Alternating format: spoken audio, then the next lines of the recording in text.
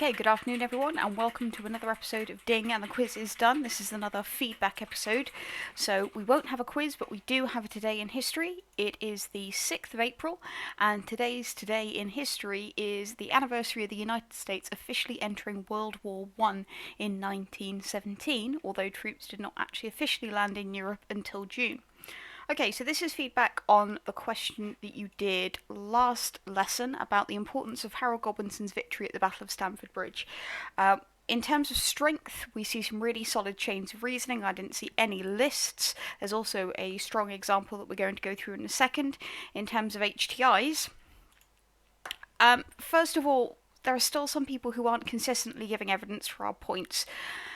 So, really good example where I saw that is a lot of people stated that Harold's armies were fatigued, but they didn't explain why Harold's army were fatigued. So this idea of having to march up north, fight in the Battle of Stamford Bridge, and then some of his troops had to march back down south to fight in the Battle of Hastings. You need to achieve that really healthy balance between knowledge vomit and not being knowledge starved.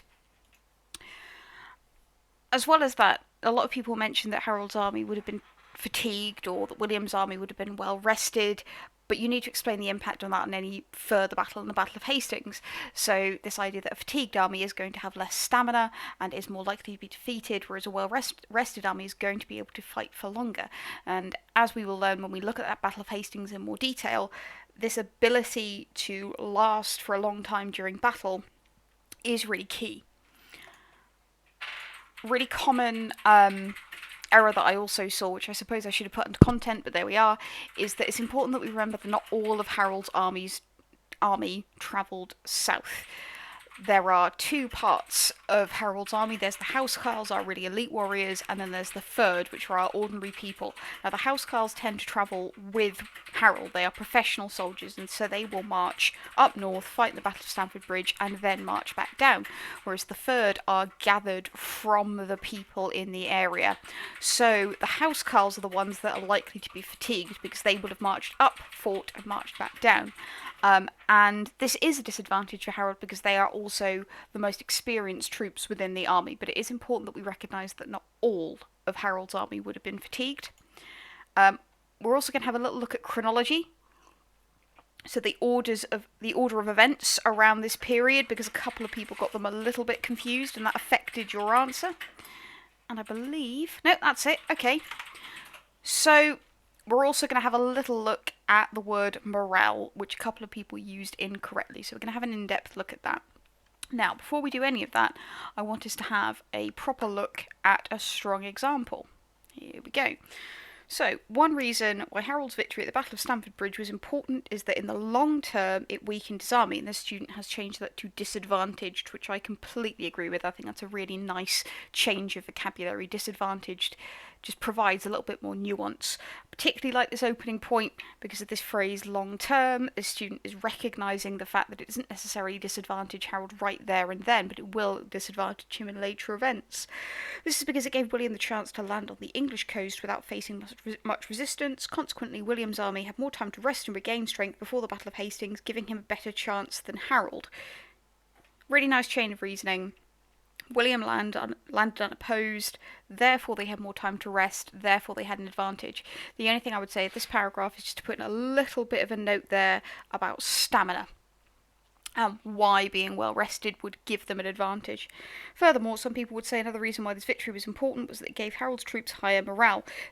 This is because higher morale may have made his army more motivated for the next battle, and then the student ran out of time, but still the beginning of a good chain of reasoning. You'll see I've made a couple of corrections there with grammar. I'm going to talk about that word morale in a little bit more depth in a minute.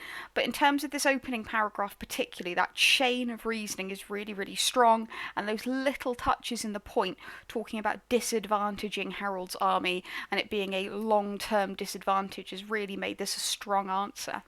So, let's go back then, because there's a couple of bits that I want to look at in more depth. First of all, I want us to have a little bit of a look at chronology. Now, one of the things that I've been hinting at over the last few lessons is the fact that we essentially have two timelines going on here. We've got Harold Godwinson's timeline and we've got William's timeline, and then they both meet at the end in the 14th of October in the Battle of Hastings. because understanding how these events fit together is going to affect the accuracy of your explanations. So we start off with the 20th September, the Battle of Fulford Gate. This is Harold Hardrada and Tostig defeating Edwin and Morcar, the two English earls up in the north of England. This is what forces Harold Godwinson to travel up north after disbanding his army at the Isle of Wight. 5 days later, we have the Battle of Stamford Bridge. So Harold marched up north as quickly as humanly possible. This is quite a feat in this period of time, and defeated Hardrada and Tostig at the Battle of Fulford Gate. Now, it was only after that, 4 days after that, that William landed at Pevensey. So this period here, this little section here, is when Harold's troops are celebrating after the battle, but they are still up north in York. It is after this point, after the 29th of September, that you have Harold's army and William's army doing two things. Harold's army is travelling south as quickly as possible, and Harold is collecting troops for the 3rd. William's army are spending this time resting and raiding the area around Pevensey in Wessex. So it is really important that you get those events the right way round. Some people put William's landing way back here around the time of the Battle of Fulford Gate, and that affected the accuracy of your explanations. The other thing that I wanted to look at is this word morale, because a couple of people weren't using it correctly, and loads of people were getting it confused with the word moral. It is really confusing, and annoyingly enough, I looked into the history, the etymology of the word, and actually the reason why it has an E on the end is essentially because when we transferred it over to English, we confused it with another French word. But anyway, here's how we should be using it. So the definition of morale is the confidence, enthusiasm, and discipline of a person or group at any particular time. It comes from the French le moral, which means mood or behaviour. Correct use of the term would be like this. William's army had high morale. It's not a quantifiable noun. You can't have an amount of morale. And you also can't use it on its own. So you can't just say they had morale. You would need to say they either had good morale or bad morale. So this is a correct use of the term. William's army had high morale. Incorrect uses of the term William's army had a morale. You can't have one single morale. It's an abstract noun. And you also can't say that William's army felt a lot of morale, because morale has to be either positive or negative. So really focus on that when you go back to improve your pieces of work. Now, if we go back to our feedback, go. As I've said before, you can improve your piece of work and send it to me if you want. You can redraft it and send it to me if you want. You do not have to send it to me, but if you send it to me, I will give you a little bit of feedback, which I will type. So, there's your feedback. Redraft or improve your answer. Thank you very much, and I'll see you next time.